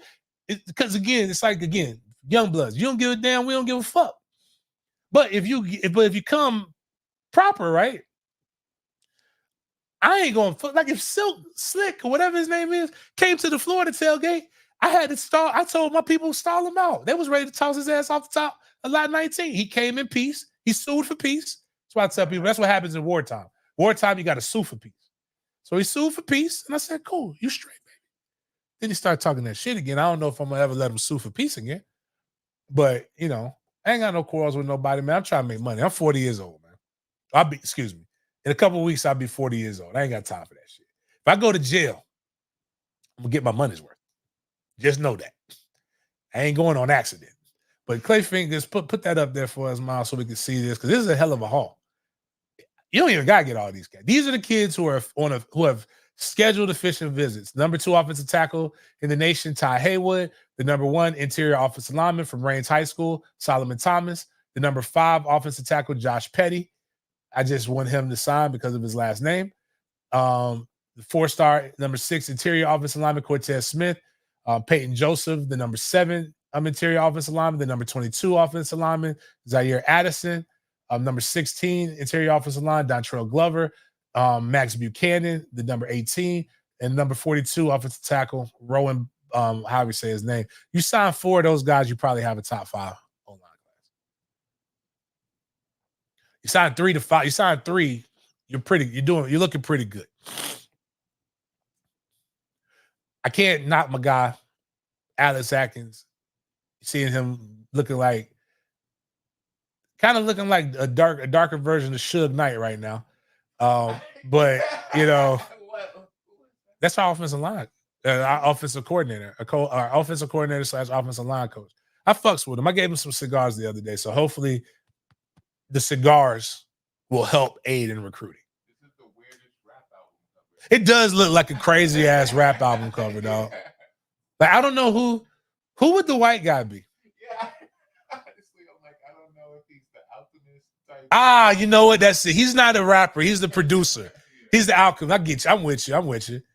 Shout out. Speaking of that, whatever happened to the big fat rapper that the Alchemist was producing for? Because Alchemist went from Mobb Deep to the big guy. He had Fuck That's Delicious. A show. He sounded like Ghostface Killer when he raps. Oh, Action Bronson, yeah. I actually really like the show Fuck That's Delicious. I actually want to do a variation of that. Like he was just going around eating and everything looked great. But yeah, that's shout out to Alex Atkins, our O-line coach, for doing this thing. I don't think we have Grillmaster. I don't think we'll ever sign enough high school kids to have a top 5 high school class. Like to have that legitimately, you got to sign over 25 kids. So when you look at who signed, even Miami, fuck Miami, no troll to them. Even Alabama, Georgia, like this year they signed a shit ton of people, man. So like you got to do a lot more to be able to get that. Did I see a red? Nobody. Oh, that was the in stream was a red. I thought I saw a red, man. I thought we got some. Thought somebody put some bread up there. Damn you 189 motherfuckers on Twitter that just refused to come over to the YouTube. Go to the next thing, please. I love this. Knowles in the NFL. I also think a big thing would change for our 2025 recruiting. I actually think Florida State will have 2 to 3 offensive linemen drafted in the next draft. So I think that would change a lot. And then I believe most of them will be guys that we got in high school. Former defensive end Jermaine Johnson sent this text to head coach Robert Salah before the draft. Click on that, the actual picture. He said this, he said, we need Jordan Travis. He sent that to his coach, and then Jordan Travis got drafted. So Knowles looking out for Knowles. You see the Kane fan right there trolling. Yeah, nobody wants their fucking quarterbacks, but that's neither here nor there. They'll want. I think. Shout out to Cam Ward for making the proper decision, because I do think if he performs, him and DJU do what they did last year, they'll be in the top 10 quarterback discussion. No troll for that. This is when players fuck up. So sometimes this is why I am never 100% too sure about anything. So Danny Cannell put out, it's not that Danny Cannell, it's another one. He put out like all the people who weren't down. I didn't even realize this. So I'm going to read this list. Don't go into it, but like the opt-outs. Trey Benson, 1, 2, 3, 4, 5, 6, 7, 8, 9. Injury, 10, 11, 12, 13, 14, 15, 16, 17, 18, 19, 20, 21, 22, 23, 24, 25, 26. 2 of these guys I think were walk-ons. Shit. We had 25 guys that weren't available for the bowl game. You only get 85. Then we barely had enough to fucking play the game. No wonder we got our asses whooped. Shit. But the opt-outs, Florida State had none of their 10 drafted guys opted to play in the game. In fact, all but one person that got picked up on a camp of the 13 played in the game. I mean, did not play in the game. So the only person who played was Kalen DeLoach. Everybody didn't opt out. I think they don't even have Tatum Bethune listed. So that maybe it was 26. Tatum Bethune was hurt, so he couldn't play. And Braden Fisk didn't play. Anyways, wow, that's crazy.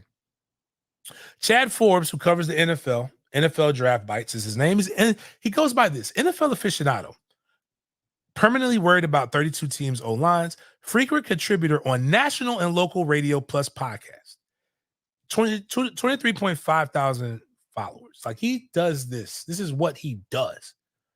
You got to love late day 3 picks opting out of the bowl game. Renardo Green and Jerrion Jones will have made more money, more NIL money in 23 than they will on the practice squad in 2024. Hold on real quick. Hello?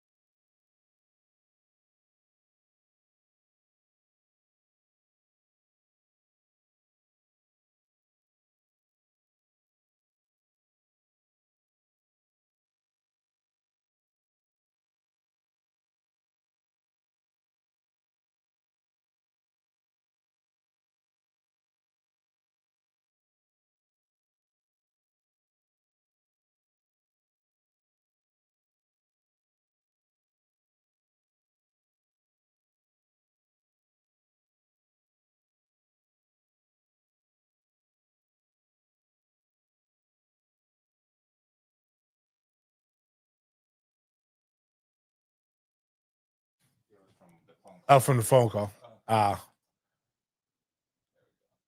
Long story short, is it still not doing it? Oh yeah, no, we good. Yeah, we good. Miles hit me up when Chris called me, so he cut the sound off because he don't want me to say the wrong shit that y'all may not need to hear. But long story short, Chad Forbes is wrong, fucked up. We didn't put that on there. That's cool. Did you click on the last thing, Miles? Oh yeah, James Nance, that part right there. So shout out to but it's graduation weekend. Most commencement speeches are boring. I can promise you this one won't be boring. This one will be fun. It'll be entertaining, and one of my favorite people is going to be doing it. And it's Odell Higgins. Odell Higgins will be giving the commencement speech. It was made for not for kids for whatever reason, so they snatched it away because they didn't want children hearing all this some rambunctious talk. They're censoring me like TikTok. Yeah, when I made the thumbnail, Yeah, when you made the thumbnail, we just got to make sure we go in and check that out. But Odell is going to, I can feel how the commencement speech is going to be. Hey, listen, man, check. What? Hey, listen, hey. I'm a graduate of Florida State. I'm a graduation of Florida State. I came back in the 80s. Hey, listen, this is what I tell my men. ADO, attention, don't offsides. Listen, men, when we go do special teams, field goal block is important. This is one of the most important things of your academic institution career. Now, they ain't faked the field goal since 1978, but this could be the year, man. Always remember, this could be the year. And after this commencement speech, remember, curfew at 11. Don't be going out there to the moon and just out there shaking and jacking, out there going out there. All right? Make sure you're able to wake up early to make sure you go to church in the morning. All right? All right, man. Trap, break it down. That's all I remember. Odell just, that boy, like, when you, yeah, hey, listen, man. Listen, man, it's commencement speeches. Every year we have the same thing. And the little colored boys and little colored girls go across that stage and then they lose their goddamn mind. And it's got to stop. What I need 11 black dads to be able to come out here and help stop the crime in the community. Hit me up on Facebook and tell me what you think. Mad Dads, the voice of the community. Like, that shit was classic, man. I used that motherfucker was so sick. If you got to be from Jacksonville to know who Mad Dads is, that man's voice sounds like he reads incredible bedtime stories. Like I would want him to read to me, like, as a grown ass man. Like, Mad Dads, like, just. But no, Odell's voice is a little bit choppier and a little elevated now. Hey, and it just makes random voices that comes in every now and then. When I played for Bob, or actually the greatest rap song that most people don't know of if you're not a Seminole fan, is when he tried to make his voice deeper, was the Seminole rap. I'm Odell Higgins, and I'm here to say, I'm like, come on, man. The white boys was dropping heat, though, on that Seminole rap. And Deion, too. Deion is definitely the best rapper in his family. Like, did y'all see the Shadur rap? No. That shit sucked. Really? Yeah, man, it's just a bunch of N-words and cussing and stuff like that. And it's just, you better than that, Shadur. I hate kids who rap like that. Rap like you from the burbs, baby. Is he better than Anthony Richardson? No.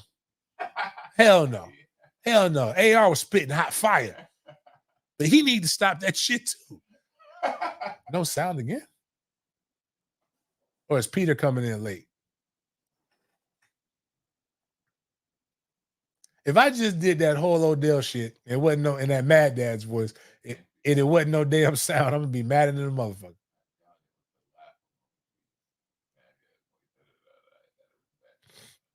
Oh, he's late. All right, Pete's late. Here we go. All right, we're good. We're good. You're good, Pete. Just keep riding. Keep riding out. Fast forward, Pete.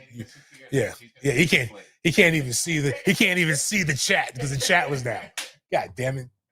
Yeah, me scared of the motherfucker, Peter. You know what, Pete, when you get to this, I'm gonna tell you why the sound is out. It's because you're not a greenie. If the sound is for sound in the chat, it's for members only. Members only, they're the only ones who get the sound in the chat is the greenies. And Sack, no, because now you fucked up the whole bit right there, Sack, no, where you put that in there. But Greg Olstein was dropping heat too on the 7th Floor Crew, and then had to do what most white people do after they find out they have a rap album, is they got to apologize when they become white again. Just like Mike Norvell's out here trying to erase the white Mike-ness, the cornrow Mike out of his. We'll never let Mike forget about cornrow Mike. Cornrow Mike is forever. But Shadur sucked. And Deion and Seminole rap sucked too. He's like, I'm Deion Sanders. Prime time's the name. Like, it was just how they rapped though back then. Like, right. But like, Must Be the Money. Classic. Love Must Be the Money. That's what Shadur should try, especially with the watch stuff. Your father was smooth. Diamond Rolex with gators on my feet. Must be the month, must be the month. My hair is fly, my fingernails too. I was like, that was back when, you know what? Again, I'm gonna end this because I got some other stuff. I wanted to talk about the Jags, but we'll get to that one day. Old heads, stop talking about these young boys, man. I was listening to Slim Cutter Calhoun, a song that I happen to like called It's Okay. That came out in like 01, I believe. And what happened with it is we got guys with perms, Big Boy from Outkast had a full perm. Andre 3 Stacks and all these people dressed really weird. And we talking about these young boys today. I didn't wear no perm, but our entertainers wore perms. We did talk about Andre though. It was a little different. It was a little different. But like Dion was talking about getting manicures in the early 90s. And we talking about these boys right now. And we talking about the dude who's getting his fingernails painted. That has a mid-white bitch right next to him. Listen, Dion walked so that Caleb Williams could run. If Caleb Williams is frou-frou, just saying, man. That man was talking about my hair is fly, and that wasn't done by no barber. T-Wig wasn't giving them the little crinkle, because he had the little crinkle thing that like a lot of the women with the low haircuts did had. I wonder if the actual guys who are get upset, like they who's should. The guy we forgot, the Rams, like the first one. Oh, shit. Right, Michael Sam. Yeah. Michael he did Sam. nothing to like stand out. Well, you know, he did a little something. Oh, Like, he's okay. So, like, again, it wasn't. Again, I don't care if he could play. If he was good, he'd be in the NFL. He wasn't good. Let's start there. Yeah, let's just start there. Oh, he was SEC Player of the Year. Nah, but he sucked. He had three games where he had 9 sacks. So, like, come on, one, but only 3 games. The other games he didn't do shit. The other guy across from him got drafted high because he was a specimen. He was like 6'4", 275. Michael Sam was 6 foot, 230 pounds. And gay. Like, you can't be all of that, man. You got to pick a struggle, dog. If he was 6'4", 275 pounds, gay, drafted. But you can't be gay, 6 foot. You can't be gay and undersized and petite on the D-line. People going to be thinking that you're trying to get held as opposed to trying to break it. But when he got drafted in the 7th round, and I believe that the NFL made the Rams draft him because they had a whole bunch of picks. Because they couldn't just let the first openly gay guy not get drafted, dog. I mean, it was going to look really bad. Yeah. But most people get drafted. Like we've played enough of the draft clips. A lot of heterosexual males hug their mom. We saw the one mom block the girlfriend from getting to the boy. Yeah, I remember. Yep.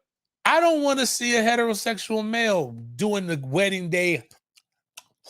Oh, yeah. He inhaled, him and his white boyfriend inhaled each other. And what was fucked up about it was they manufactured it. Because the first one was a little pet.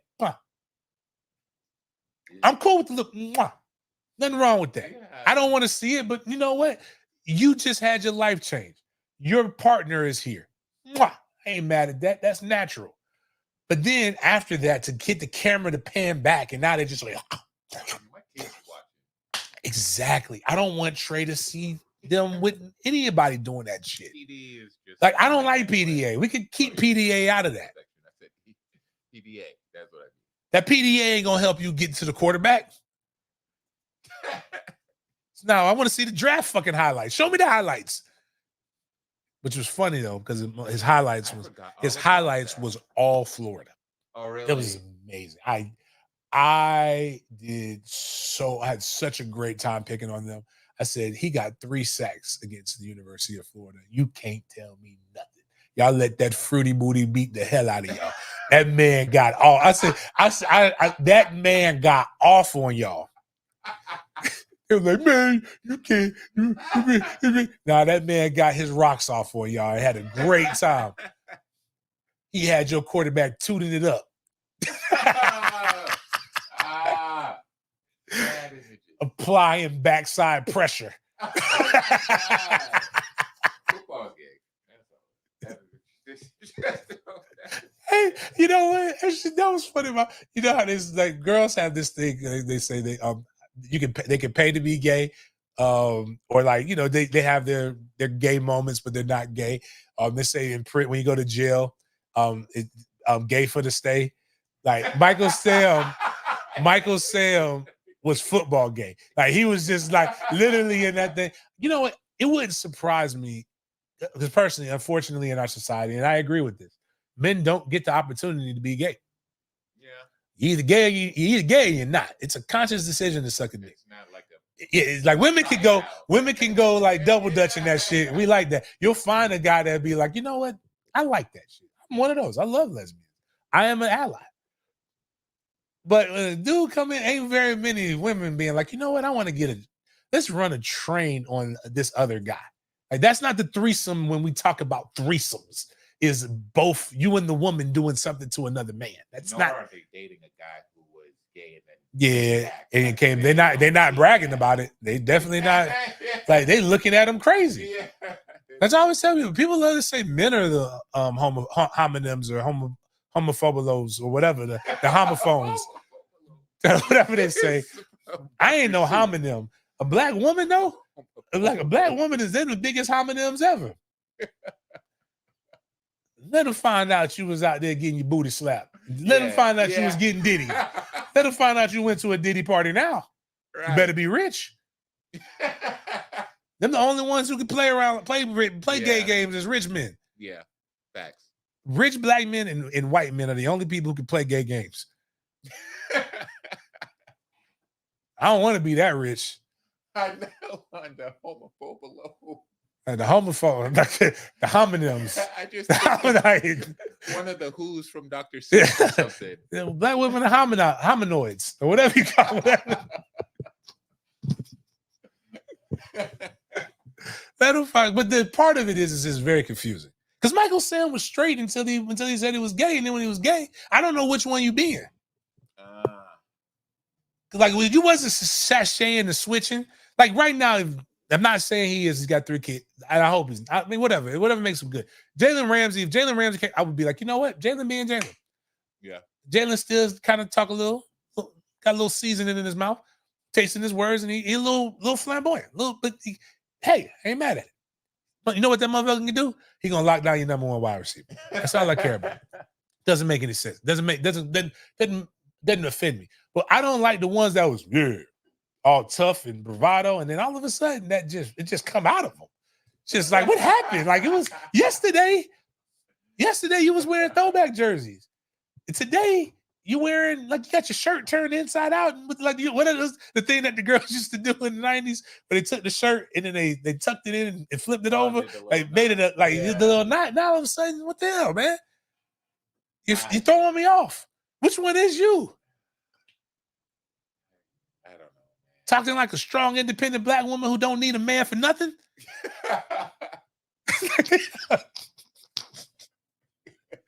That being said, if you can rush the fucking pastor, I don't give a fuck. Yeah.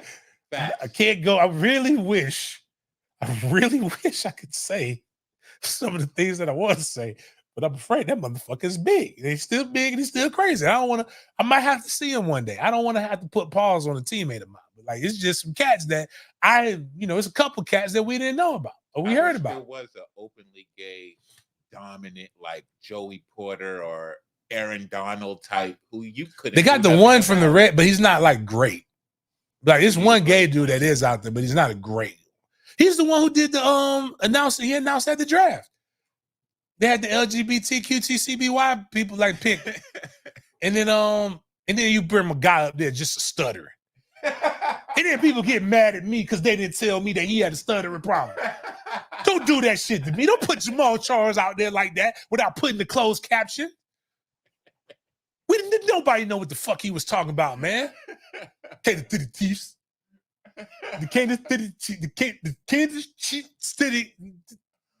It's okay. I'm glad. He know that shit was funny, dog. It's always funny. If you can't laugh at that, I got a big head. I laugh at big-headed people. I call my man Megamind. He got a big head too. Nobody gives better jokes than us. Just like the best fat jokes come from fat people. Exactly. He probably got the best stuttering jokes out there. You just can't hear him. You just can't get him out. He got to write. You got to tell him, hey, man, write that shit down. Dude, that would have been so funny. Jamal here to announce the third round pick for the Kansas City Chiefs, Jamal Charles. You know what? Here, read. Jamal Charles says the Kansas City Chiefs pick. Like, let somebody read Why did it. they do that? Because it was empowerment shit or something like that. We got to empower everybody. No good and damn well people mad at me. No good and damn well you ain't hot. You grateful, Jamal? Because I said I'm grateful for football for guys like Jamal Charles. Jamal Charles is one of the fastest running backs ever. That's what happens. His words are faster. Yeah. His words. His words are coming out faster than his tongue can take. Like, you got to slow that shit down, man. Think a little bit. I thought it was CTE at first. I really thought it was CTE. I did not know that I was just like, man, boy, because I be saying it. I be grateful. Like, I tell you, like, one of my teammates, Broderick Bunkley, I'm so fucking grateful that Broderick Bunkley played football. That motherfucker's scary. Don't want to see him in no goddamn dark alley with with nothing to live for. They had him, but then they're like, oh, you shouldn't say that. He spoke at the Special Olympics. I didn't know that. Nobody informed me. I would have laughed at this. I laughed at the Special Olympics one too. Man, it would be crazy if Jamal Charles was speaking very well before that. He played football. Like, they could actually link back. Yeah. You know who has a stuttering problem that everybody picked? This is why I don't understand. My conservative crew was picking on me. Joe Biden got a stuttering problem too, and everybody picks on Joe Biden. Why can't he? That's what so when he has these lapses and pauses, it's not him just falling asleep. The motherfucker's still battling stuttering. Oh my gosh! If this nigga stutters, I'm gonna laugh. Hey man, Sack No Cam looking real, like Cam Wembley looking like dog. And I don't know what's going on with Cam's life, y'all. Y'all say a little prayer for Cam Wembley. He's struggling. I seen Cam at the trade. He saw Cam. Did I ever tell you the story about the dude my teammate who came to my house during the last hurricane we had? No. This motherfucker literally drove. Like, the hurricane was about to hit Jacksonville. And he's driving. He's like, JC, I'm in town. Like, I just wanted to come see you. I'm like, bitch, where? Like, yes, come. Get in safety. Like, come to the house. Here's my address. Please get out of this stuff. And but he was always weird, and we were playing, but he was just like, it's a weird smart shit. Like, it's like, I don't think that makes sense or that's how that works, but it might be. He was like, I'm looking at the trajectory of the hurricane. And what I found is if I follow the hurricane and go opposite of the hurricane, then I won't be in the hurricane's path. Oh, wow. This man is built on confidence. And so he had his dog, and it was in the truck. They parked there. He came, and he was like, all of a sudden, he was like, oh, all right, JC, see you later. And then he just left. And then he showed a picture of him driving down 95. And there ain't nobody going down 95 like he's doing. Everybody's coming up bumper to bumper. And he survived. And then some other stuff happened. And then where's he from? He's from Kansas. Okay. And then but he had on like this Nike Dry Fit that they sold like when in the early 2000s, like with the little gray patches in the back. Right. Like, I don't even know where he got that from. Like, they don't make those anymore, Cam. And he had on some regular shoes and some flip-flops. And he looked like he hadn't shaved in a while. And I was like, is everything okay? But like, it made me think, CTE might be, like, I don't know, man. Like, off the grid right now. Probably. I know. Anyways, y'all just said Cam. The Cam wasn't scary like Broad was scary. Like Broad Bunkley, I don't condone domestic violence. I never will. But I also don't condone everybody getting their ass whipped. I'm not a Captain Save-It-Ho. I'm not going to jump into situations that ain't none of my business. And I remember being at the Burt. These are some good, true dope stories. I could do a segment on that. We were there at Burt. We were hanging out. Broad had a broad in this room, and it wasn't his broad. And I'm sitting out there. We all laughing and kiki. And if you know what the Burt looks like, it's like it's an apartment. It's an apartment complex, 2 levels. She's banging on the door. Do. I hear you. I know you in there, motherfucker. I know you in there. Come out. I'm sitting here like, damn. Do. I know you in there with that B. I know you in there with that. She goes up to do it again. Broad opens the door. And he has a broad 6'3", 300, like 5% body fat. Does this a lot. Hey, cuz. Hey, I tell you what, cuz. Knock on that door one more motherfucking time, cuz. I'm going to throw your ass over that motherfucking railing, cuz. You feel me? And then he slammed the door in the face. And you know what she did? She went, and I was looking. I'm like, please don't knock on that door. Please don't knock on the door. Because, baby, I can't do nothing for you but call the police. It ain't no need in both. He already told you what he was going to do. He's stronger than me. He's very physical. It's no need for both of us to get thrown over the railing. Say what you want to say about me. I don't fight back. I pick and choose my battles. I would have called 911 for her, though. I'd have made sure somebody would have been there to help her. But she made luckily she made the right decision. She went, she dropped her arm, and then she just walked off. It was best decision for everybody there. Right. But that's when I was just like, man, listen, can't do nothing but pray. It's like people talking about if your baby mama get her ass whooped by the new dude, would you go and fight the new dude for the baby mama? Fuck no. They're like, well, what about your kids? I can go get my kids out of that situation. I don't have to fight anybody. Right. Like, what if I go over there and that man is ready for me and he's shooting me? Or I whoop his ass and then he called the police and now I'm arrested. She take his side. And now I ain't got my kids for real. She ended up staying with them. And that's what ends up happening. They end up staying with him. Like, I'm gonna call the police, give me my kids, you get your shit together, and then we can talk about you getting my kids back. But when you're away from this dude that's whooping your ass, like it's a whole bunch of men. A lot of young men need to learn the difference between chivalry and like staying safe in that situation. Yeah, man. Like, I'm not finna just go fight people. Nah, man, I can be cooler than a motherfucker with her. I'm gonna make sure she gets out of that situation, but I'm not finna go over there. Like, that's how you go. Again, I need you people to understand what is it called? Not negligence. Shit. Damn, these words be slipping me like Jamal Charles. Premeditated. Y'all have to understand what premeditated means. Like, if I go over there after she told me that, I can't get out. That's not self-defense. Like, now if I catch him in the act of whooping her ass, okay, I can go. Now there's hero clauses. But if I just go over there because she told me something, that doesn't give me the right to go whip his ass. Like, again, we just saw what happened with the young man from Florida State a year ago. That girl brothers went over there to try to get some correcting, because she said he put his hands on her, and them motherfuckers, one dude left in a box. Sometimes people would be so ready to be a Gildan t-shirt, like that we're not thinking correctly. And that's what I was thinking about when Broad told that Broad he was gonna throw over that second floor. Ain't got nothing to do with me. I'm not trying to be a crisp t-shirt and have angels and praying hands on my, and like, I tell you what, but that's why another reason why I don't want to have a funeral. I do not want nobody putting me on one of them funeral covers. It's gotten a little tacky. Things are terrible. Anyways, man, we gotten off track. I wanted to talk about the Jack Vaughn. Oh, perfect example though. Go back to the Today Show and we can click on the end of it.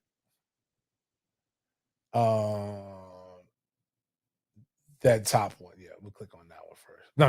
That one. This is what it sounds like when people. Oh, never mind. Not that one. I do hate that guy. I'm gonna save that for the next show. Click on the other one. No, if you go, yeah.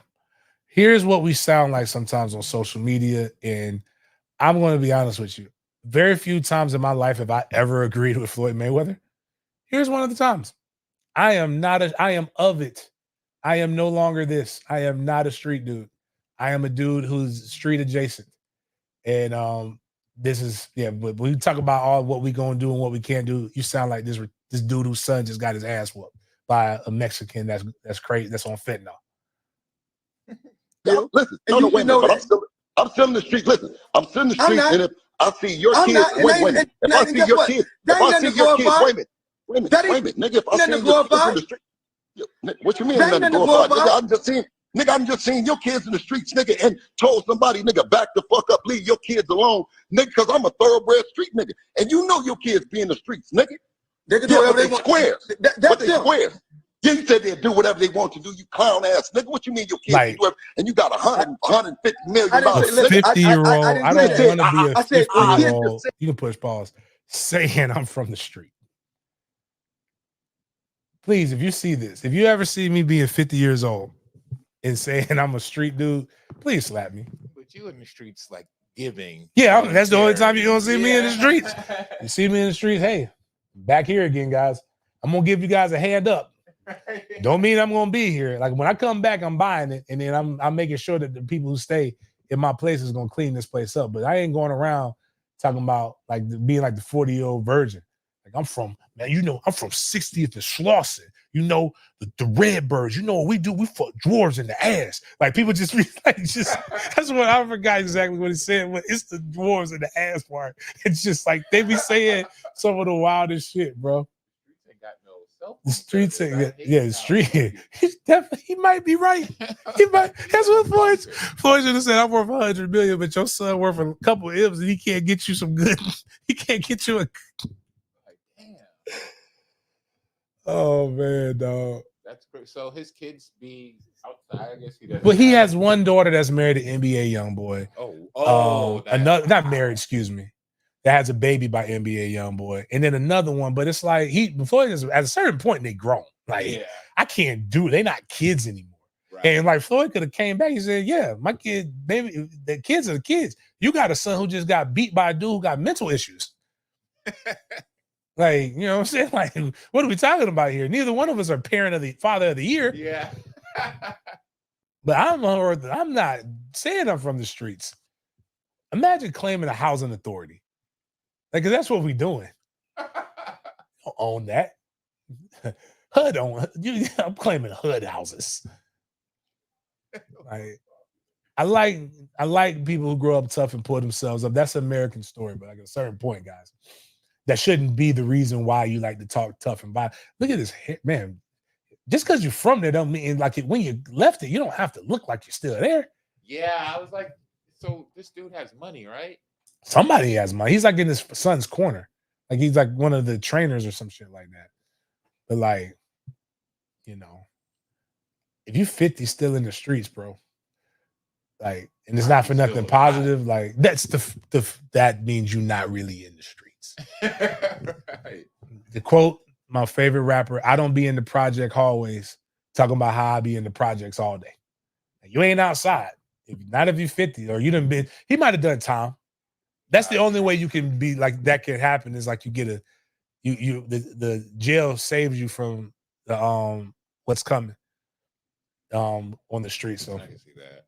But anyways, though, man, this was a fun show. We got off the top. That's the best shows when we get off the topics and rails.